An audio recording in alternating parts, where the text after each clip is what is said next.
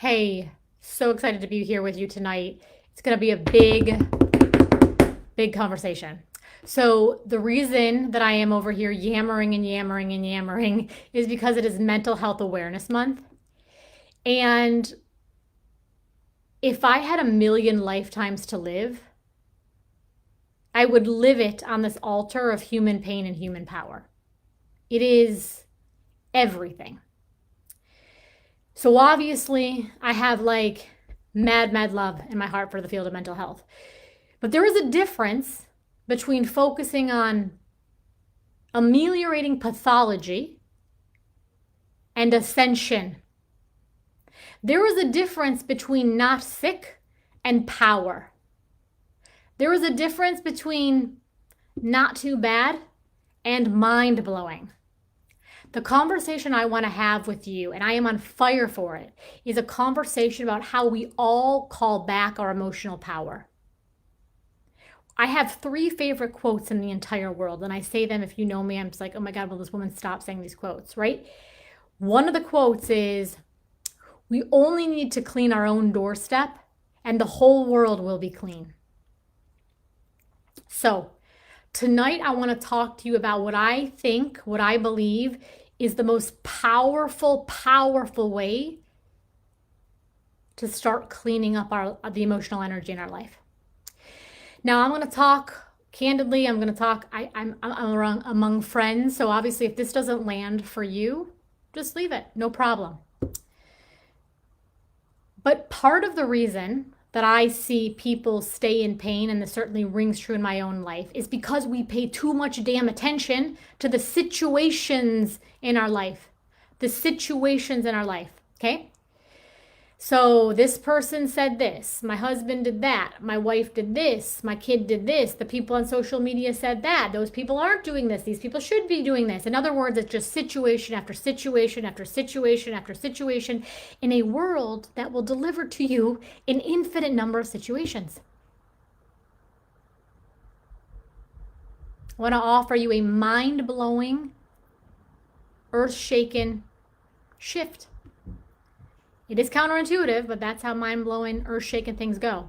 I want to encourage you to leave the smallness of your situations and start to think about your emotional energetics.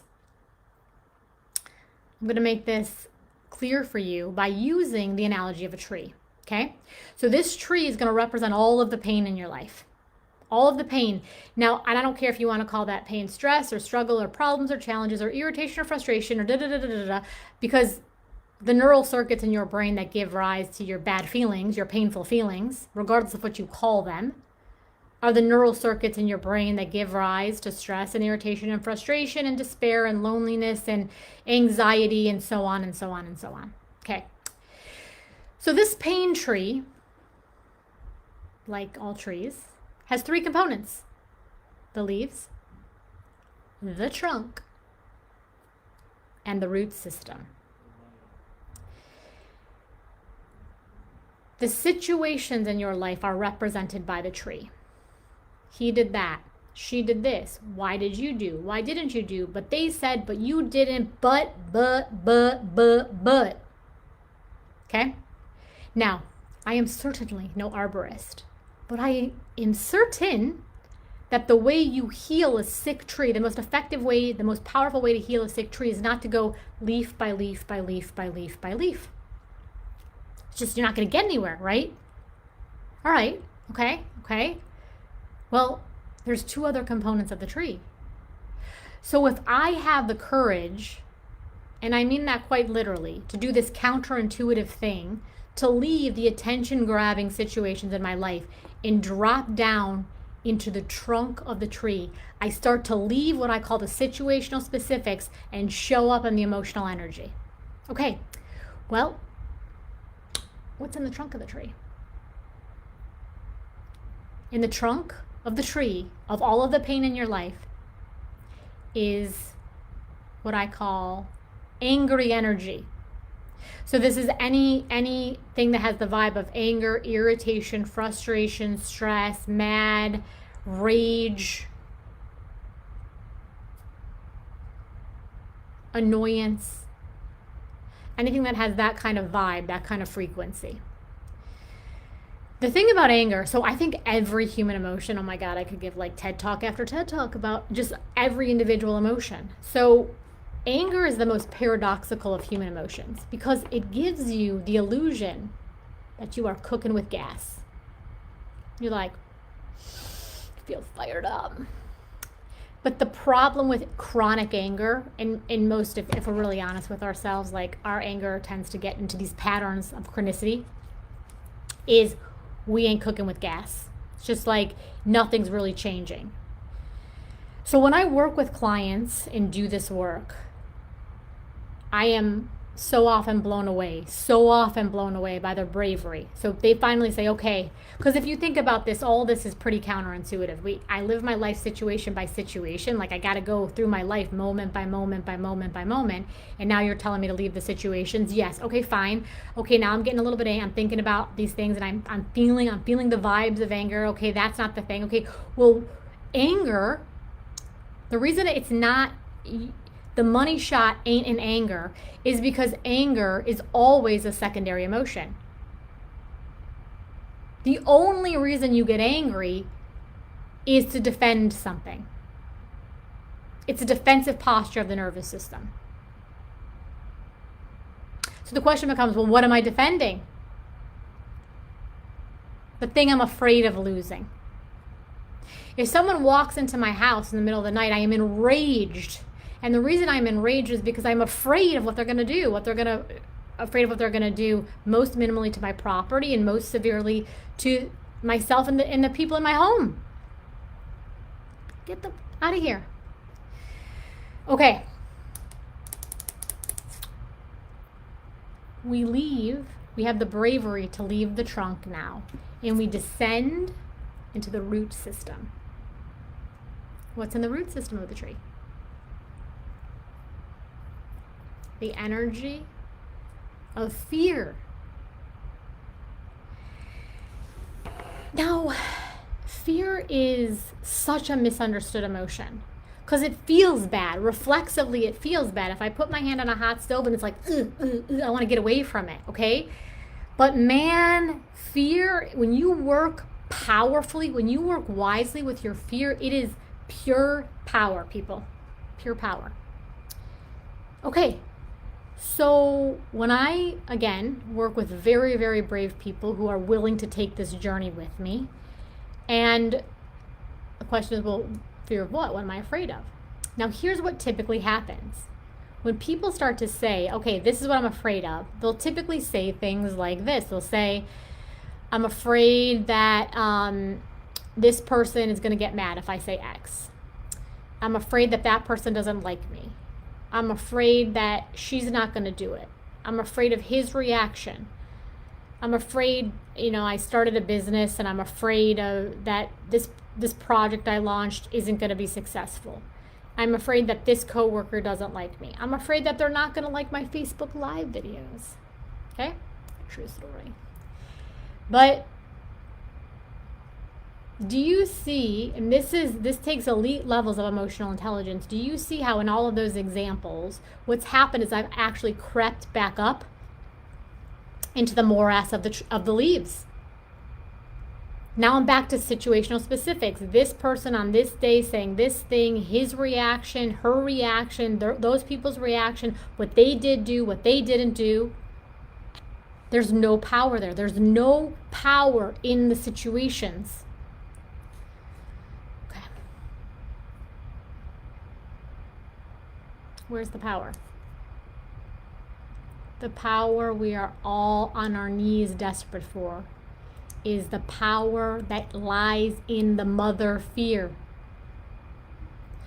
All of us have a root fear, and the energy of the root fear is always, I'm banging the desk here, people.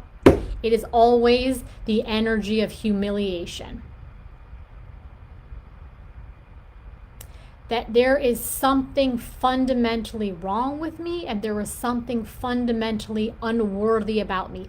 A human being, and this is not a statement of philosophy, this is a statement of neurobiology. A human being cannot be unworthy and be well. Worthiness and humiliation are two sides of the exact same energetic coin. Okay? Now, even though I will tell you stories, and I hope to get on here more across, but I will tell you stories that will blow your mind and really make it so clear how humiliation is at play. I mean, if we really could work on our energies of humiliation, everything would look different. Our homes would look different, our marriages would look different, and then subsequently our communities would look different, the global order would look different, and that's not an over-exaggeration. Tonight I want to tell you that everyone has a very black or white, bold, baby statement about our own brand of humiliation, our own brand of unworthiness. So you can think about your own, right? So maybe it's like, I am unworthy, I am unsafe, I can't trust people, no one listens to me, I am unheard, I am too little, I am too much, I can never get what I want, it never goes right, it never works out, God doesn't like me. There's all these statements, right? But you can see the words are our second language. When we acquire, if you think about this from a neurodevelopmental perspective, we acquired words, language, far, far later. Our native language, the second we came out, we were talking a language of emotion. And if we're real honest about it, we were talking a language of painful emotion, right? So there's always this like basic statement of like, I am not enough.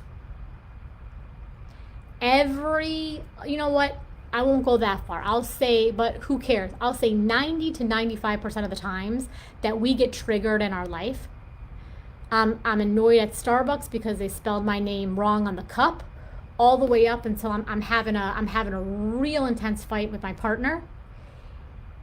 If I focus on the situation, I give away so much of my power. But when I start to come into myself, in other words, call back my power from the external environment and say, how am I holding my own energetics here? And I start to meet myself at the level of my own energy, everything changes. In other words, if I believe that I am fundamentally unhearable, people, you don't listen to me, you don't listen to me, you don't listen to me, he doesn't listen to me, nobody ever listens to me. What is happening is I am not listening to myself. So the most powerful question becomes, what evidence? Your brain is an evidence-based machine. It is an experiential machine. I could talk to you about the color red until the day you keeled over and died. You would have no idea what red looked like. I show you red, you immediately know it. So I need to start saying, what do I need to do to hear myself? I can't trust anybody. How can I trust other people if the real problem is, the most root problem is, I don't trust myself? And so then the work becomes, oh my God, okay, what can I do to start showing up for myself? What can I do to show myself that I can rely on myself? What can I do to start trusting myself? And the reason, you guys, I think that this is so empowering is we are screwed if our salvation, our redemption really waits for the other people to get it right. But when I start to see that I am playing a massive role in my own captivity. And if I'm playing a major role in my own captivity, I can also play a role in my own emotional freedom, my own emotional liberation, and my own emotional power. Hope this is helpful to you. Would love to hear your comments. All the love, all the power. Happy Mental Health Awareness Month.